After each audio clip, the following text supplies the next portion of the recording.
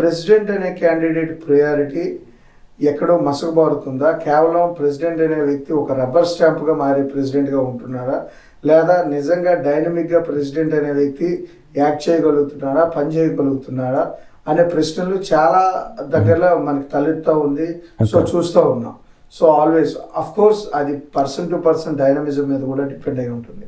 So కేవలం rubber stamp ప్రెసిడెంట్స్గా కాకుండా real time ప్రెసిడెంట్గా మీరు ఉన్నారా అని అడిగితే ఏం చెప్తారు?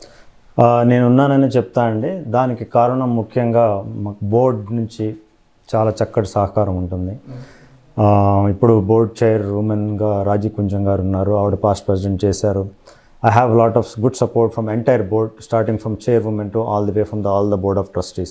వాళ్ళు ఎన్నో సంవత్సరాలుగా 40-50 ఏళ్ళుగా ఈ సంస్థను కాపాడుకుంటూ వస్తూ కూడా వారు ఎక్కడ కూడా వారి ఇలా చేయండి అలా చేయండి అనే కాకుండా మాకుంటూ మేము ఎప్పుడు వెళ్ళి సహాయం అడుగుతామో అప్పుడే వాళ్ళు స్టెప్ ఇన్ అవుతారు. సో నాకు అక్కడి నుంచి చాలా చక్కటి సహకారం ఉంది.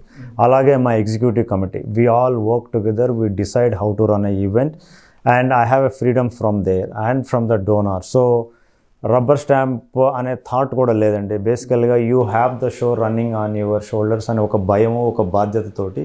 ఎందుకంటే అంత రెస్పాన్సిబిలిటీ మీ మీద ఇచ్చినప్పుడు you will be more proactive and you make meticulous steps and decisions to make sure you are catering to all kinds of audience and you are kind of doing your role according to the bylaws and kind of what you need to give to the community.